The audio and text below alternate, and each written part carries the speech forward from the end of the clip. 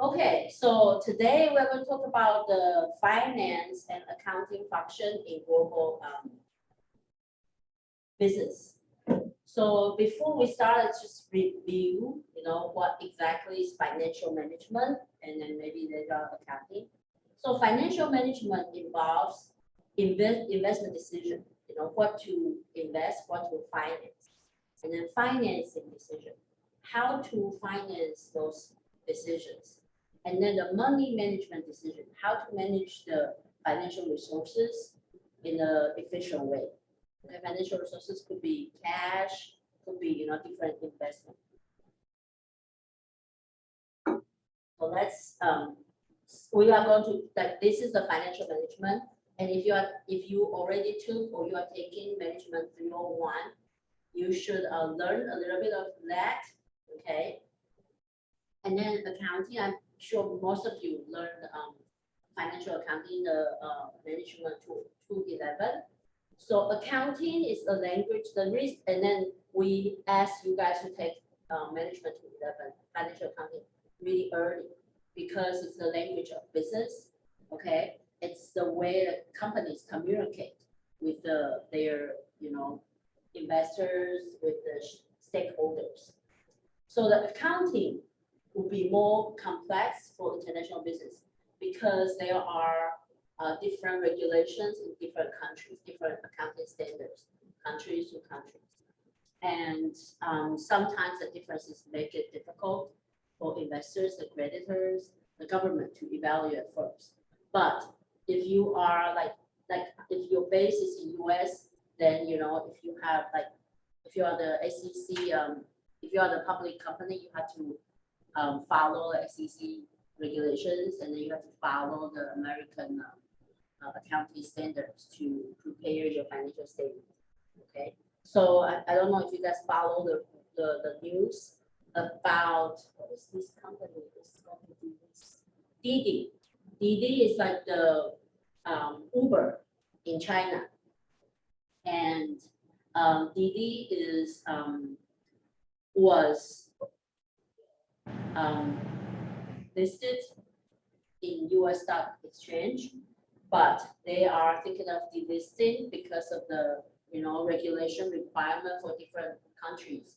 So they were going to delist it, and that's why a lot of Chinese company that listed in US, like Alibaba, their stock price has been dropping because people are concerned they might be, those companies might follow Didi to be delisted from US stock market. So for the global business, it's difficult, and it's difficult to compare the financial report from country to country because of the, like we mentioned, there are different regulations, different standards in different countries. Okay, so if you are the accounting major, I know a lot of people in Taiwan, like my friends, they have CPA, like they usually come to US to study accounting, and they get CPAs from here, and then if they go back, they need to have another, they need to pass the CPA exam in Taiwan. If they did, they'll be very good because that means they know both CPA standards in 2 different countries, and it's really helpful for the international business. Not only the American business, but the Taiwanese business that want to start the company or already start a company in US. Like my brother, he is an accounting major. He's an accounting finance major. So he is like financial controller / CFO because there's nobody above him except for CEO. So he their company tried to go IPO in US. Their company is already a public company in Taiwan. So they want to go IPO in US.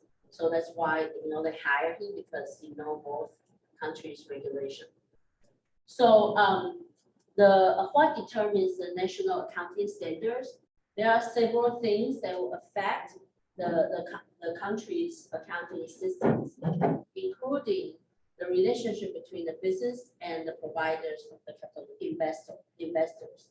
Okay, and then political economic ties with other countries, the level of inflation, which we experience strongly now, the level of a country's economic development, and the prevailing culture in the country. So, let me see if we have example. So, like here in US and UK, the accounting systems, they are oriented towards individual investors, because in US, like the stock owner, the investors invest in the stocks, the company's shares, are usually the individual investors. Well, when I say individual investor, doesn't necessarily mean individual. It could be some of the should I call it, like the mutual fund investors, like institution investors, but it's all like they all invest in the shares, stocks in the company stocks. Okay, so the accounting systems are prepared for that purpose. Okay, especially for a public company. But in Germany, Switzerland, their investors are usually the banks. So they focus on their standard would be focused on providing information to the banks. Okay, so those are the two major difference in terms of who provide the capital. It will affect the accounting.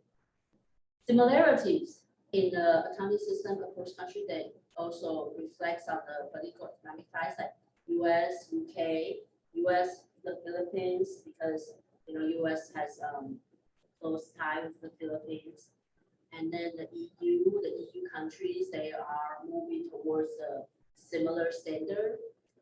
The UK used by their former colonies. Okay, so that's the background, the political economic background affect the accounting standards.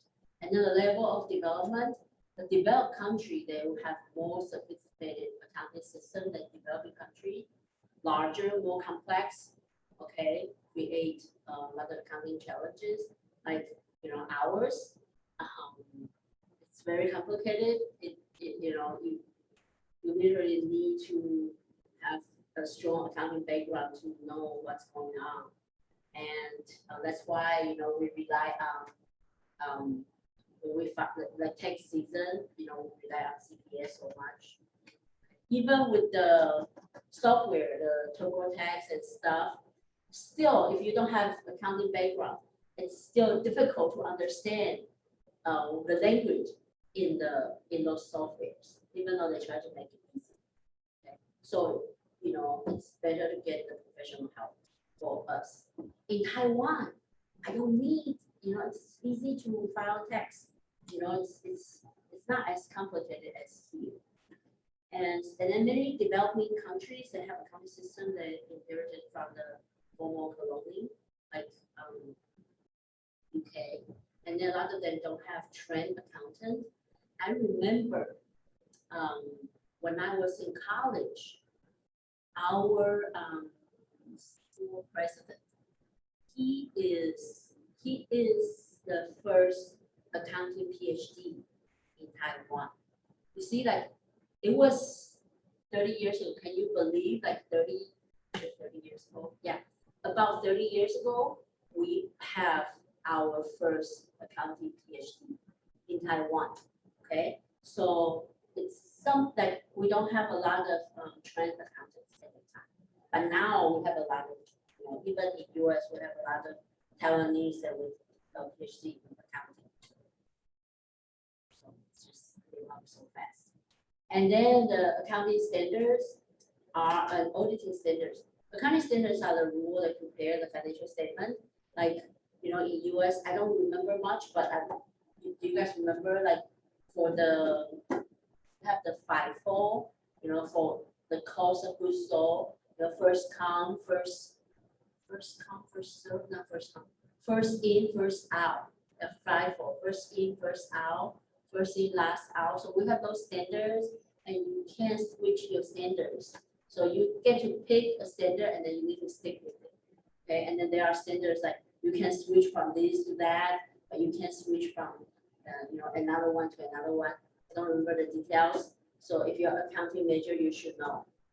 Okay, auditing standard, some rules to perform an audit. Have technical process by the which an independent person they gather evidence to determine if the financial account confirm to require accounting standards and if they are also that. So that's the auditing standard. And then why are international accounting standards important? Because we have more and more global business, and we have a lot of translational financing, investment. So we need the translational financial reporting so that we would need the consistency in those type of reporting. And a lot, like there are institutes that try to standardize the accounting practice, accounting regulations across different countries. So it's probably good for the world economy, but it's very difficult because it's just too much. Even like here, we try to learn the US standard, it's still too complicated. But it's still so even for one country's standard is too complicated. How are we going to communicate so many countries and then make a standard standardized standard? So this Institute International Accounting Standard Board, IASB, is the major institute to standardize accounting standard. Most of the standard consistent with the US standard. By 2012, 100 nations adopted the IASB standard. EU, they mandated the accounting principle for their members. And there will only be 2 major accounting bodies. Okay, so FASB, the Federal Accounting Standard Board for US, and the International Accounting Standard Board, IASB. Okay, so but they are still a little bit different. Most of them are, but they are still a bit different. So how does accounting influence the control system? So the control process in most firms is usually conducted annually, involves 3 steps. Subunit goals are jointly determined by head office and subunit management. So the control system means the review system, and then based on that, we would reward based on the performance. Okay, review the performance and then reward. So we have to set the goal, and then the head office they monitor the performance throughout, and then the head office intervene if the subsidiary failed to achieve the goal, and then they need to review and then revise, take the corrective actions if they need to. But for global business, sometimes it's difficult because we have these things called exchange rate. Okay, so the exchange rate might affect how we look at things. So because remember we say the head office, they will determine the performance, right? They will monitor the performance. But do we use the local currency or do we use the home country's currency? And usually we have to convert it to the home the home country, okay, where the company is based. But sometimes when we convert it back to the home currency, they will have some kind of loss in the exchange rate. So that it might not be fair because in the local currency, we might do well, but when we convert it to, let's say, US dollars, we might do bad. Okay. So, and then when we look at budget, when we set the goal and what actually happened. So we have this model, the lesser Lagrange model. They actually try to help. So we have the initial rate where when we, the rate, the spot rate when we make the budget, okay? And then we have the projected rate, the spot rate forecast for the end of the budget. Okay, so that's the forward rate, the projected rate for whatever actual happened. The ending rate is when whatever the transaction or the operation happened at that time, and then that's spot rate there. Okay, so the ending rate is when the budget ends, and they try to compare the performance. And then the projected rate is when we make the budget, we projected the rate in the end of the period. And so the projected ending rate. So we have these three rates. So we cannot just, interchange that. It's not interchangeable. We cannot just use whatever rate is beneficial for us. Use the rate that's we have to use the rate that's allowed.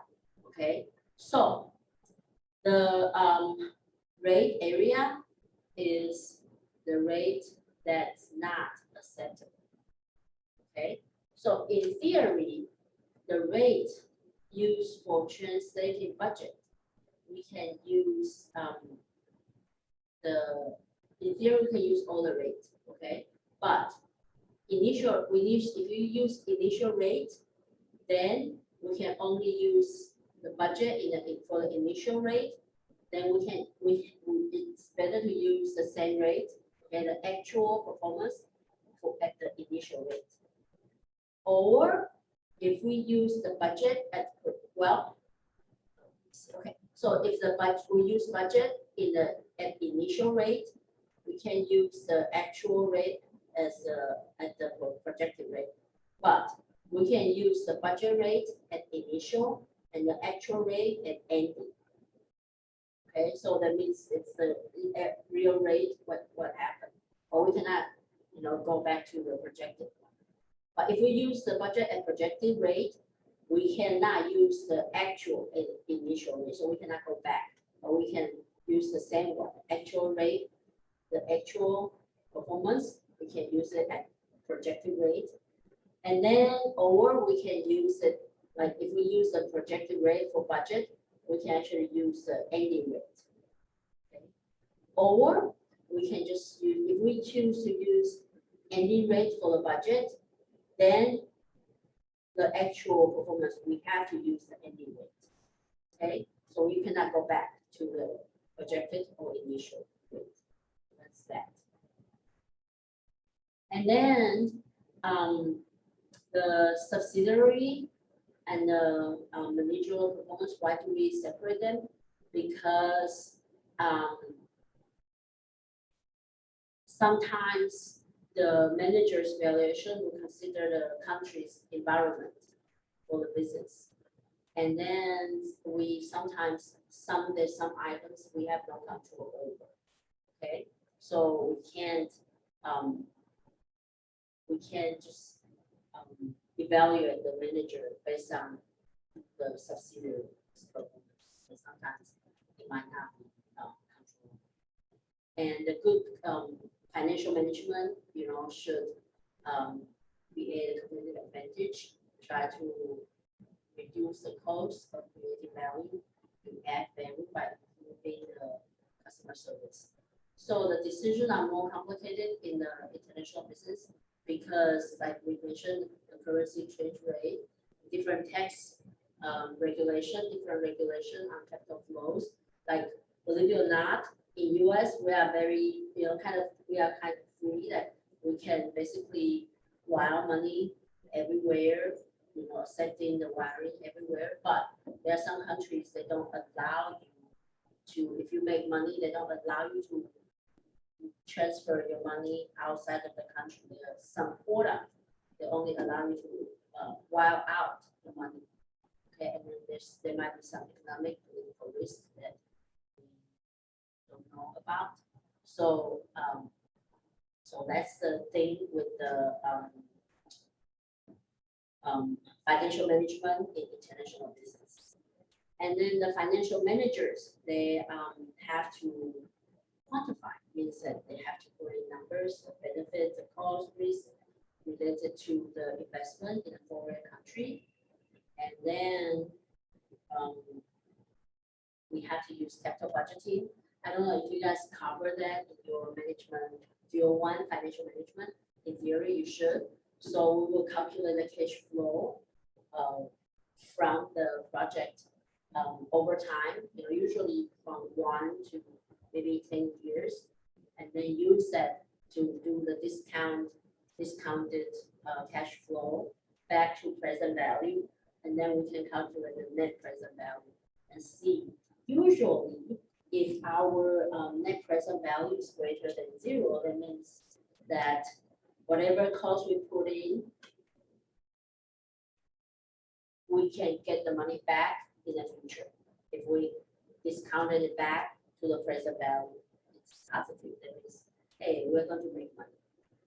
But like you guys probably already tried it, but it depends on the projected rate of return. So like now the inflation is really high. So in theory, we should also take those into account.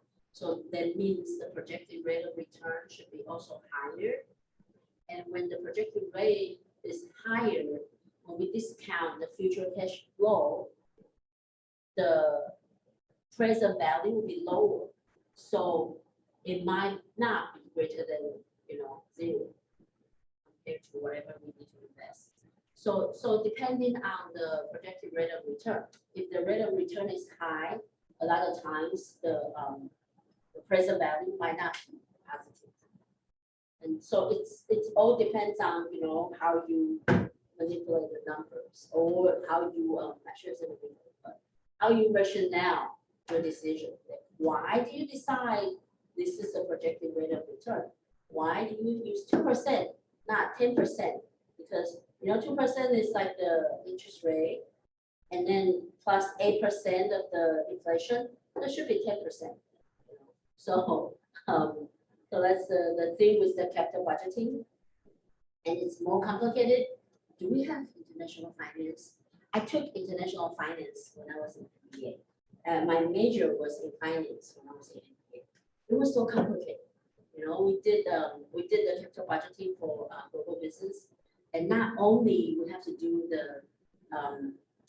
the projected cash flow, we have to also convert it to different currency. And I remember we did the Tiffany in Japan, and I remember when I took the class, I was like the first year MBA, and then the second year MBA. They look they look sophisticated, they look smarter than us in the first year. But in that class, a lot of second year students cry actually during the exam because they don't know what to do. They don't know how to do the international capital budgeting. So anyway, so that's it. It just shows it's how complicated it is. So the connection between cash flow to the parent and the social financing have to be recognized. So it's very complicated. And the difference between projected and parent cash flow is cash flow to the project. The project cash flow is the cash flow we are going to invest or finance the project, and the cash flow to a parent company, they are very different. Parent companies, they want to receive the cash flow, right? So the cash flow to parent company are usually the cash flow out of the project. But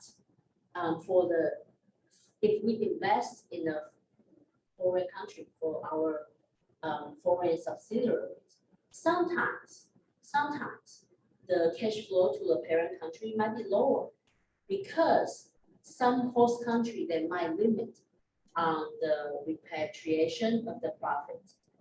Okay, They might, like, I remember in China, I think their annual, but I might be wrong because I was in China about 20 years ago. So I remember at that time, we can only well out of the profit $50,000 every year. Okay, imagine Apple, you know, how much profit they make in China. No matter how much they make, they can only well back to the home country for $50,000. The number might be wrong, okay? But that's the number I remember 20 years ago. So they might be larger now. But so imagine that, okay? So that will affect the cash flow. Whatever you make, you have to keep it there. You know, not whatever you make, at minus $50,000, you have to keep it. So how do company go around it? Okay, so there are ways to go around it. But we will talk about it later. So now let's talk about the political risk. So the likelihood that political forces will cause a drastic change in the company's business environment, it will hurt the profit and other goals of business. Now see what happened with TV or Alibaba. You know, I want to share with you the one podcast I listened. It was kind of, to me, scary, but you know, we all know, well, there are rumors that saying that Jack Ma from Alibaba, the founder of Alibaba, was forced to retire from China. And because they are forced to hire the programmers from like remote area, okay? They like the government give them a quota, like you have to hire a certain percent of people, let's say from East Stroudsburg. Are we remote enough compared to Philly area, okay? Or certain zip code, okay? Some countryside, like even more remote area than here, like I don't know. I'm not familiar with here, but let me say where I live, Pennsburg. It's very remote. It's like near. It's like 15 minutes from Quakertown, but it's much smaller. Okay, we only have McDonald's. So if I want Chick-fil-A, I have to drive to Quakertown to get it. Yeah. So and so let's say that you have to hire people from certain area zip code. Okay, certain percent from the very remote, like the poverty line is like, you know, like close to poverty line area. But they couldn't, because imagine, it's difficult to imagine for you guys, because in US, even the very remote area, we still have certain levels of, you know, technology. We have Wi-Fi pretty much everywhere, and people are required to go to school till high school, right? So people are somewhat educated, but in the really remote area in China, people might not be able to read. They might not get, you know, information. So, and not to mention computers. So how are they going to learn how to program, you know, the program? So it's difficult, but the government thinks that Jack Ma become too capitalistic, and they wouldn't try to improve the welfares of the poor people. Okay, so their thought is, you know, the companies, our country give you opportunity to make profit, to make money. You have to give back to society. Okay, so it's not like US people, like a lot of companies, they are willing to give back, but in China, is you are forced to give back, but in a like I think in an unreasonable way, like they force to have people from a certain area, but maybe the area don't have qualified software engineer. Okay, so that's the thing. So if you are in those kind of countries, then you know you're forced to do that, and it might not make sense to you because you grew up here. Okay, but I listened to the podcast, the investment banker from China. It's like, oh, because they don't try to work with the government. They should, you know, they should try to solve the poverty issue because they make money in the country, so they need to give back, which is, I appraise those thoughts, but I don't think you should force people to do that, but that's the thought people believe, okay? So people there, they actually believe Alibaba didn't do the right thing. They actually believe it's good that the government punish them, like to make Jack Ma retire or something like that. So those are the political risks you have to face when you invest in a foreign country, okay? And economic risk. So maybe economic mismanagement. They might have like, I don't know if Russia's situation is considered economic or political. I think it's both because of the political issue. Their economy also dropped. The currency exchange rate. We talk about it.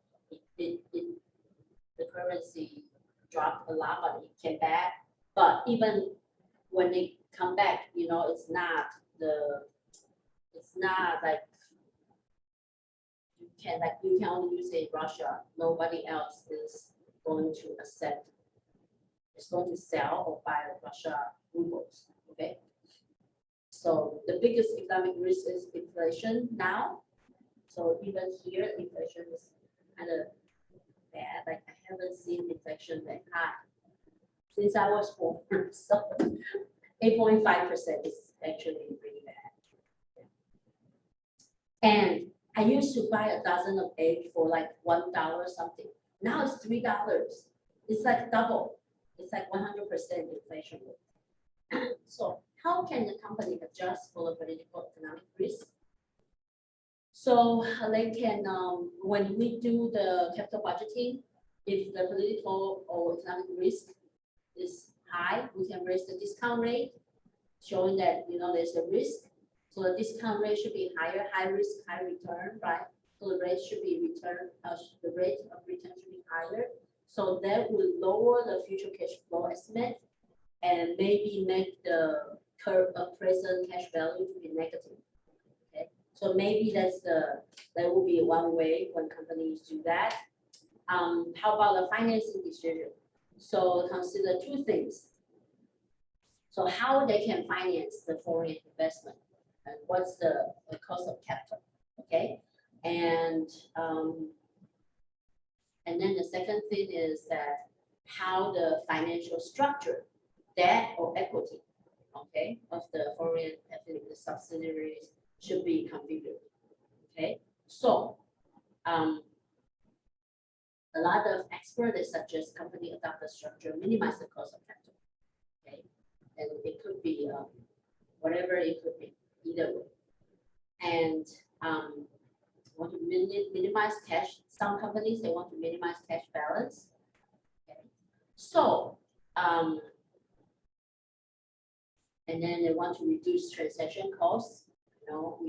Some banks charge the transfer fee, but if you are really big enough, you can actually bargain. I didn't know that. Well, the company I work for wasn't big, but the owner has a lot of cash. So he usually put a lot of cash in the bank, and then he kind of forced the bank to waive all the transfer fee.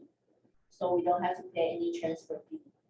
And then when we get the currency exchange, we can get the rate that like very close to the rate they got from the central bank. Yeah. So they don't make a lot of money out of us from these fees, but because my boss put money in the bank, so the bank actually make money from that. And then we have the multilateral netting. That's the thing I was talking about. We can use that to solve the wiring issues where we cannot wire out the profit. Okay, so every country have their own tax policy, and sometimes the double taxation will happen when we tax by the host country and then tax again by the home country. Okay, so something that we can think about, tax credit. We can use the tax credit to reduce our tax, or sometimes different countries have tax treaties, so they will have special agreement, and then we have deferral principle, try to defer the income until they actually receive the dividend, and then tax haven. I know the IRS is going after the whatever, companies that set their home base in a tax haven. To me, it still doesn't make sense, okay? Because some countries or even state, they have no income tax.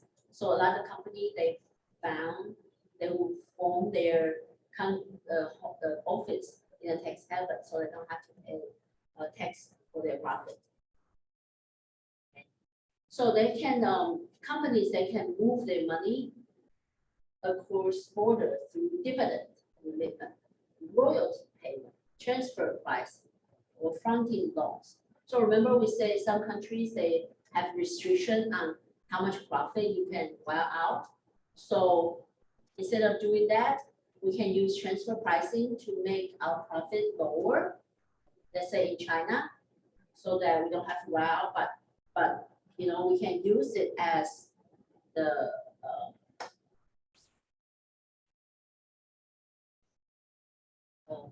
well, I'll explain it later. So transfer price, we can talk about it later. And then the fronting loan, we can use the loan, we can actually pay the home country loan instead of, profit. So, and then, save the money. So the dividend remit, let me see. So paying dividend, the most common method to transfer fund, and the tax regulation. The high tax rate make this less attractive, so we don't want to do that. And then sometimes we have the foreign exchange rate risk, so the dividend might be going to the risky countries where the exchange rate is, fluctuating. And then the Asia subsidiaries, so the older subsidiary, they might give out more dividend, okay, higher proportion. And then the extent of local equity participation, the local owners demand dividend, they require the dividend for the foreign subsidiaries. And the royalties, they will pay for technology, patents, trade names. So we could also do that. And then, so sometimes some parent company, they will charge subsidiary royalties. Okay. And then the fee. So it's the thing we pay for the parent company from the foreign subsidiary. So, and then usually they are tax deductible because they are part of the expenses. Okay. And then it's not under the profit restriction, right? It's the expenses. So sometimes we use that. And then transfer prices. So we can use that to reduce the tax liability. So it depends on which country has higher tax rate, and then we can move funds from one country to another. So one example is if has higher tax rate, and then they restricted how much profit we can wire out from China to, let's say, US is the whole country. So what we do is we can say the cost of making the product, and then the profit will be selling price will be higher. Well, the selling price is higher. So if the tax in China is low and we want to wire money out, so we can set the selling price higher from China. So to US, our cost from China subsidiaries is high, so we pay less tax, okay? And they will pay more for the product they sell, so they don't, they can keep the money, they can move the money to US. So that's the thing. But sometimes government don't like it, so you get caught, and then now I think IRS also going after the transfer pricing, but it was really popular like 10, 20 years ago. That's how companies make profit. And then it will complicate the management incentives because maybe you want to make the selling price low and then your revenue not high, not good enough, but actually it's because of the transfer price. You purposely make the selling price from foreign subsidiaries to home country low, so you pay less tariff and you pay less tax in the home country. And then we can also use fronting loan between the parent and subsidiaries, so they can use the loan to wire the money. So we can circumvent the host country restriction on the remittance fund from foreign subsidiary to parent company. We can actually get tax advantage. So for example, we have the subsidiaries, we have the tax haven subsidiary, we own, and then we have the foreign operating subsidiaries. So we can loan from the tax haven subsidiaries, we can deposit $1 million, and then we can give loan to the foreign subsidiaries, and then they will pay interest rate, but the interest rate is tax deductible. And then you put the deposit here, and then you can also get 8% rate. It's tax free because it's tax haven. So the 9% is actually not 9% because you need to times whatever tax you can deduct, right? So if your tax rate is 35%, so your 9% is actually 9 times 0.65. So it's about 6%. So you actually make 2% tax-free money from the $1 million. That's one of the things we can use in the fronting loans. Any questions? And then you can also get money out from the country. So that's it for today. If no questions, I'll see you guys on Thursday. We the rest of the lesson to prepare some news. I actually want to share some news, but because I was too busy today, I didn't have time to like get the link.